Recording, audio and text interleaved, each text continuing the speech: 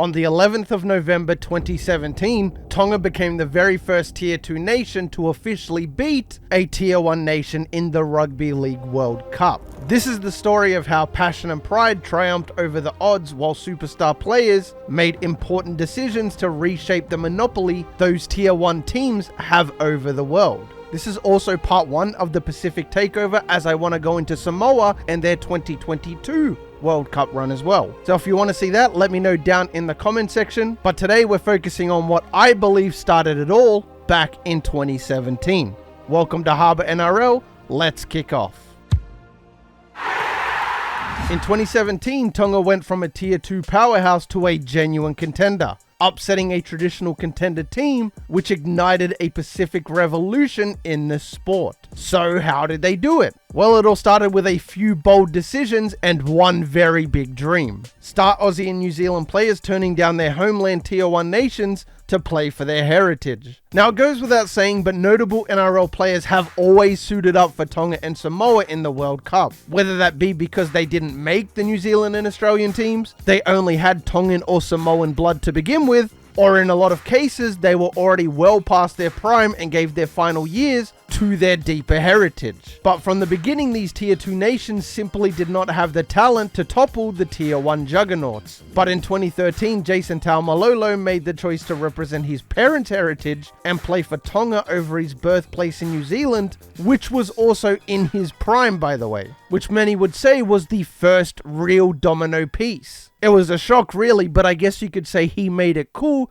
to go against the grain. So let's jump right back to 2017. International Rugby League was pretty predictable back then and still is somewhat today. A 3-horse race dominated by Australia, New Zealand and England, tourney after tourney. And if you weren't one of those big 3, you were mostly playing for 4th. But in Tonga, something was brewing that would flip the script. Now, we already mentioned Jason Taumalolo, but back in 2017, he wasn't coming off the bench, period. He was an absolute wrecking ball of a forward, and at his peak, I would say he was one of, if not the best forward in the NRL, and he was expected to return to play for his birth country, New Zealand, at the 2017 World Cup. After all, he'd played 10 tests for the Kiwis between 2014 and 2017, even though he'd already represented Tonga back at the 2013 World Cup. But just weeks out from the tournament, Taumalolo shocked everyone as he officially pledged his allegiance to Tonga, and this was the day that some Tier 2 nations started cooking. He said he was doing it to honor his parents and help develop the game in Tonga. In his eyes, this was more than just rugby league. It was about giving back to his roots. And he wasn't the only one. Soon, 3 other New Zealand-born players who could have been Kiwis,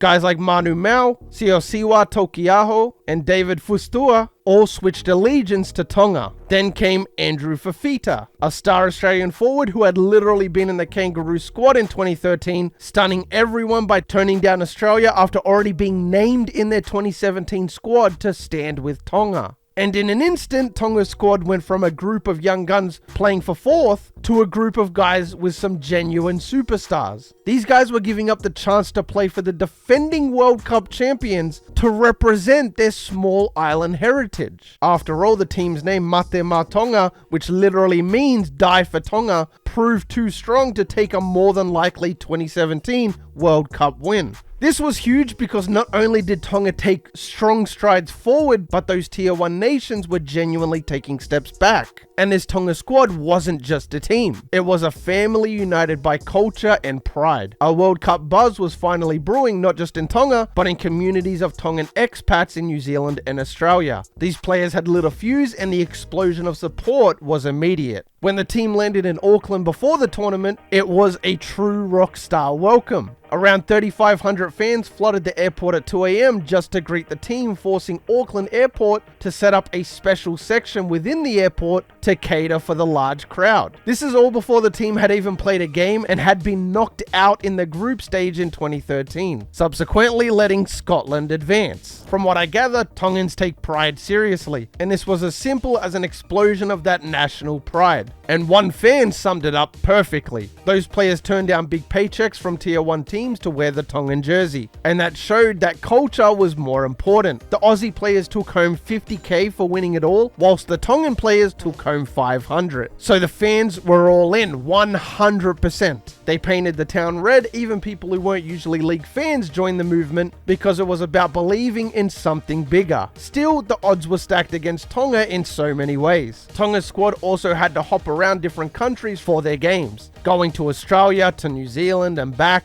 while top teams had more streamlined schedules. There was even a fiasco where the Tongans got to their quarterfinal host city and found no proper training facility. Players actually had to pay out of their own pocket for a public gym session. Every obstacle, even off the field, was thrown at them, but their coach Christian Wolf and the staff kept the squad tight-knit and focused on the mission: shock the world and honour Tonga. And when the World Cup kicked off, no one really knew what was coming, but it was the most hyped World Cup I'd personally ever seen. And Tonga's first game sent a message to everyone. They came out firing, demolishing Scotland 50-4 in their opener, the team that had beaten them and advanced out of the group stage back in 2013. Their squad was actually stacked: Will Hopewade, Daniel Tupou, Michael Jennings, Andrew Fafita, Sika Manu, Sione Katoa, Tavita Pangai Jr., and of course Jason Taumalolo. Sure, Scotland wasn't a top tier team, but the sheer dominance showed that Tonga meant business, and it let them know they can take this World Cup as far as they want to. They finally had the overall talent, they just had to go out there and actually do it. Then came a highly charged match against Pacific rivals Samoa in Hamilton, New Zealand, and the pre-game war dances will genuinely give you goosebumps. So Tonga came out of this game with a nice 32-18 win, and that's not discrediting Samoa at all. In 2017, they had Jerome Luai, Ben Roberts, Joseph Leilua, Junior Barlow, Jazz Tavaga, but by now, the Sea of Red was a regular sight. Every Tonga game had stadiums filled with Tongan fans, waving flags and singing at the top of their lungs. Even neutral fans started following Tonga because they played with a flair and pride that was just infectious, and everyone's got some kind of tier 2 heritage, and they want to see that team do well. But next up, after starting the campaign 2-0, came the true test. The one nobody thought they could pass, and that was New Zealand. As fate would have it, Group B was Scotland, Samoa, Tonga and New Zealand, with 3 teams set to advance. Now Tonga already had that in the bag after being 2-0, but the Kiwis was their chance to prove to themselves and the Rugby League world that the era of tier 2 nations playing for 4th was over. This was the game everyone circled on their calendar, keeping in mind nobody really thought Tonga would win, but everyone wanted to see how well they'd stack up. The Kiwis had just come off a 74-6 win over Scotland and were riding the wave. Now obviously I'm not going to list their entire team, but New Zealand was obviously stacked.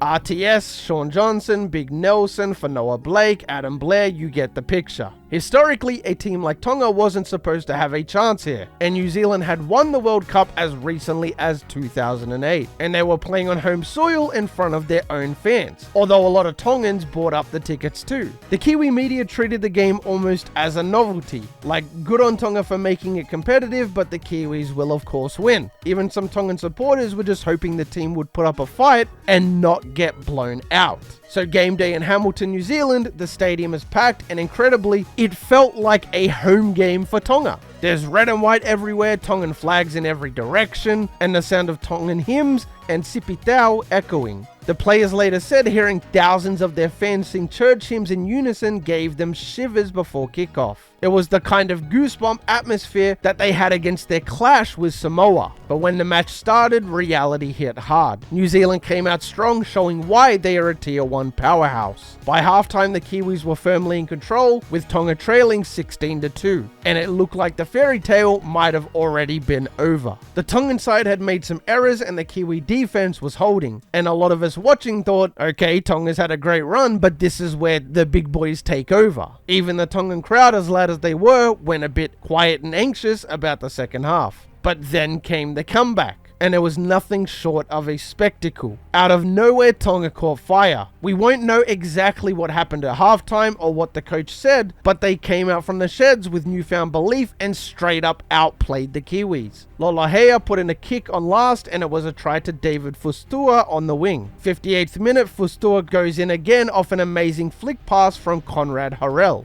3 minutes later, Lolohea beautifully intercepts for a breakaway try. Tonga converts, and out of nowhere they have an 18-16 lead. But Tonga was not done yet. 64th minute, Murdoch Masila barges over and offloads to Will Hopewade to extend the lead even further, giving Tonga a little cushion for the pushing on the scoreboard. RTS would produce some magic in the 71st minute to give the Kiwis another one, but they were still trailing. 5 intense minutes pass until Fustua would again cross the line, scoring a hat-trick on the day, and although Tonga would miss the kick, they'd still be up by 6 with mere minutes remaining. They just had to hold strong, and spoiler, they did. Jason Taumalolo fittingly took the last hit up from the scrum, and you could see the moment Tonga had realised they'd finally done it. The final whistle blew, Tonga 28, New Zealand 22. And history was made. Tonga had just become the first Tier 2 nation ever to beat a Tier 1 nation at a Rugby League World Cup. It was not just a win, it was a sports miracle considering they were down 16-2 at half.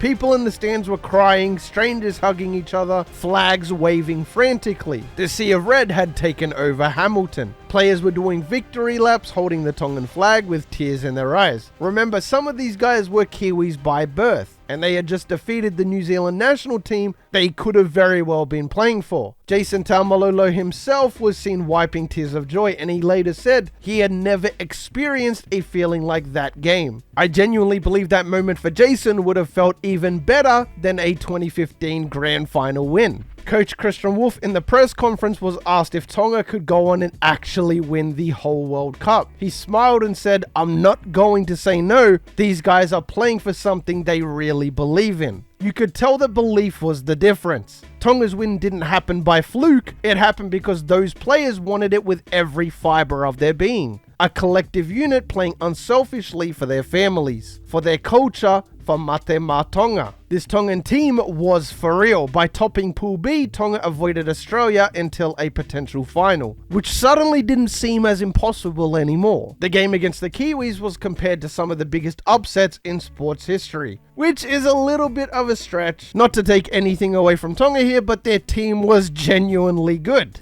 I think it was more a shock factor than that of the monumental David vs. Goliath story. It was more a Goliath vs. Goliath little bro kind of scenario here, but regardless, beating a Tier 1 nation, that was amazing enough. Tonga moved on to the quarterfinals where they faced Lebanon, a scrappy underdog team themselves that had squeaked out of Group A alongside Australia and England. They had a 1-2 record, but as we know, Tier 2 teams simply don't beat Tier 1 teams, at least back then. But they had advanced over France, who had lost all of their Group A games. This Lebanon team had some studs too: Mitchell Moses, Robbie Farah, Tim Manna, and NRL all-time tries leader Alex Twal. Now that game between Tonga and Lebanon was actually a tough grind. Tonga didn't play their best, and Lebanon threw everything at them. But Tonga's determination, carried from the Kiwis' upset, saw them through with a tight win, 24-22, earning them a spot in the semi-finals. At the other end of quarters, Australia dominated Samoa 46-0, ending Samoa's World Cup campaign. And it's funny to point out, but Fiji also beat New Zealand 4-2 in Wellington, becoming the second team in Rugby League World Cup history to beat a Tier 1 nation in back-to-back weeks. Imagine. Just more proof that Tier 2 nations are on the rise, and with Fiji having Jared Hayne, Api Coruscant, Akila Iwate and Viliami Kikau, they weren't a terrible team in their own right. So now we had 2 Tier 2 nations in the World Cup semi-finals. This alone was unprecedented. The Pacific Revolution was underway, and now the stage was set for a semi-final clash, with England with the winner taking their place in the World Cup final. Australia clapped Fiji 54-6 on Friday night in Brisbane, ending their fairy tale run, but now it was Tonga's turn. This semi-final was held in Auckland at Mount Smart Stadium, and tickets sold out fast. Once again, a red wave of fans as well as Kiwis packed the stands, about 30,000 strong and overwhelmingly in Tongan support. The English fans were the minority on foreign soil, despite it being technically a neutral venue. Could Tonga knock off yet another Tier 1 team and clinch their first World Cup final? final. When the game kicked off, England showed their class, and for the first 70 minutes, the English team played a great game. They were disciplined, completed their sets, and little by little built a lead. McGilvery crossed first in the 9th minute, followed by an ambitious play by Tonga, which eventually got called back by an off-the-ground pass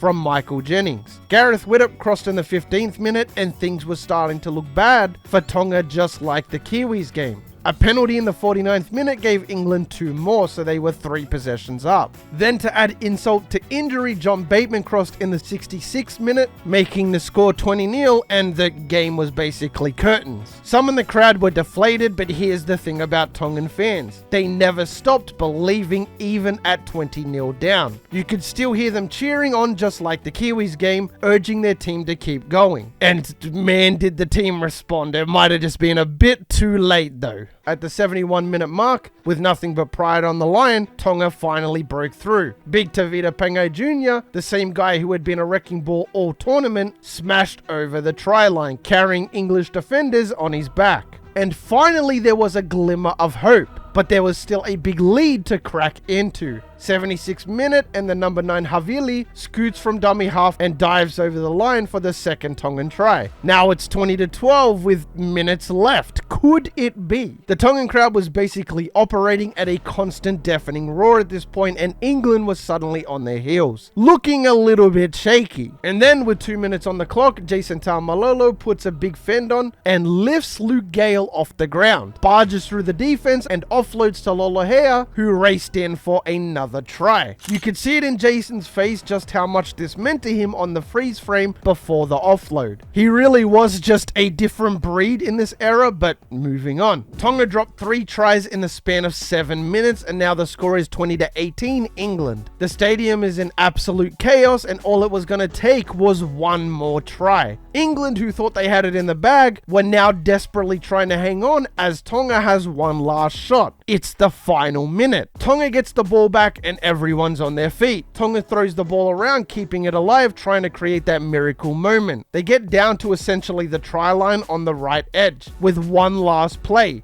Dummy launches it to Lolohea, and the ball finds its way into the hands of Andrew Fafita. 20 meters out, and he does his best Jason Taumalolo impersonation. Fluff it, we're just gonna go for it. Kevin Brown gets run over, but Elliot Whitehead takes a swipe at the ball in desperation, causing a 1-on-1 strip. Fafita regathers the bouncing ball, and with pure adrenaline, lunges over the try line, attempting to ground it. If he'd somehow held onto the ball, there's a good shot he just barges over. For a split second, everyone thinks Tonga has potentially scored the winning try. The players raise their arms, pointing out it was a strip, and the fans absolutely lose their minds. But then the whistle blows. Ref called it a knock-on against Fafita just before he regathered the ball. No try, siren already fading, and there's no fairy tale finish. In an instant, the celebration turned into disbelief. The ref doesn't even go to video replay, which was a massive, massive issue, and it made absolutely no sense, but team challenges weren't a thing until 2020. Now you be the judge here. I went through the official rulebook, and if this is classified as a strip and regather, it'd be play on, but if Fafita lost the ball and Elliot Whitehead was simply going for the tackle, it would be a knock on. The angle is absolute garbage, but unfortunately I would have to side with England here. Elliot looked to have just put an arm out to attempt a tackle, and in the process, the ball came out. Again, we'd have to see the play from a different angle. If Elliot had eyes for the ball, I'd rule a strip and play on, but I cannot find footage from a different angle. My heart says play on. The logic in me from the evidence that we have says knock on. Regardless, it doesn't excuse the ref not looking into it further though. Fafita pleaded with the ref, but regardless, the decision stands. Game over. Tonga loses 20-18. It was a heartbreaker. Some Tongan players collapsed to the ground in tears, others staring blankly into the abyss, and many fans did too. They were 1 bad call away from a World Cup final. Understandably, a lot of fans felt the team had been robbed. Even peaceful protests in Auckland took place afterwards. A petition in Tonga got tens of thousands of signatures demanding the referee explain that last play. That's how much it meant to everyone back home.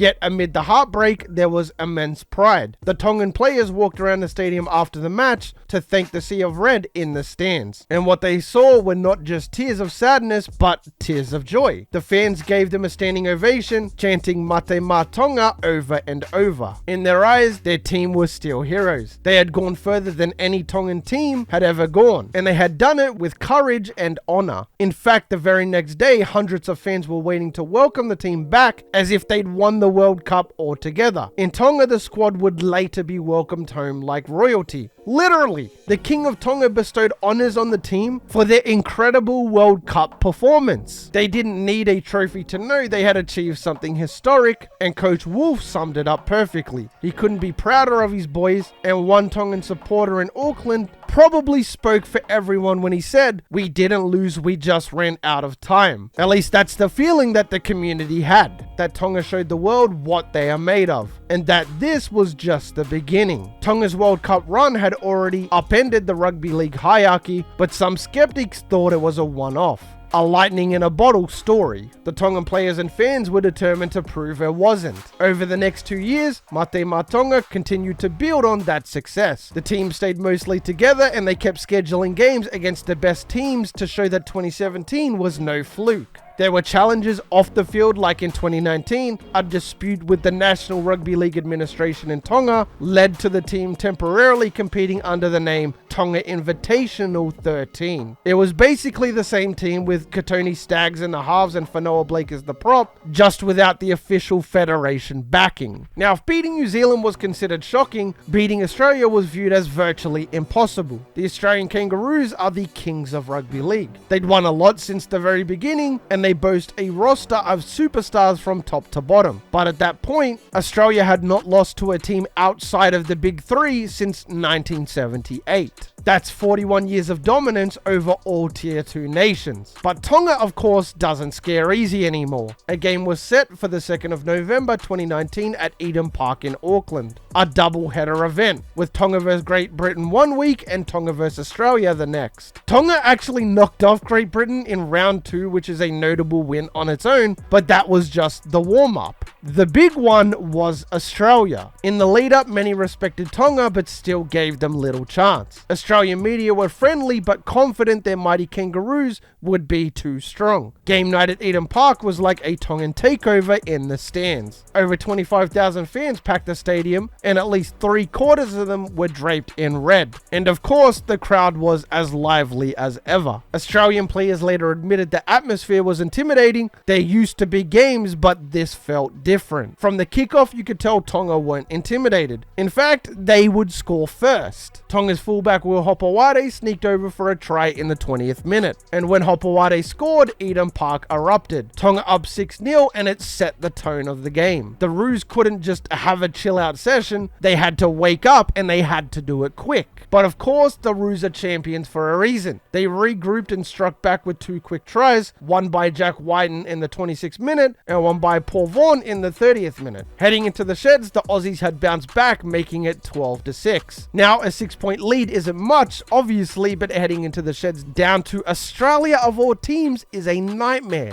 And in that situation, there is no room for error. Still, Tonga had kept it closer than many expected, and they had 40 minutes left to make history. Things were intense and no team gained an advantage early in the second, but at the 45th minute, Tonga found an opening, the attack swung left, and Michael Jennings latched onto a beautiful cutout pass from Hopewade and dove over in the corner for a try. Crowd goes crazy, game's back on. Now it was 12-10 with Australia barely clinging to the lead. And you could sense the momentum shifting. The Kangaroos were suddenly making errors, getting a bit rattled by the physicality and the noise. 53rd minute hits and Tonga's got the ball at the Roos try line. The ball went to a charging Tavita Pengai Jr. and he ran a deadly line off the no-look short pass. It was so discreet you didn't even really catch it with the zoom on broadcast. And when it zoomed out, Pengai was already up celebrating after giving Tonga the lead. It was the first time in the game Australia genuinely looked shocked. The opening try, sure, we can bounce back, but the Tongan players were jumping on Pangai like they'd already won. There was still a lot of time left, but in that moment, you just felt this could really happen. The final 27 minutes were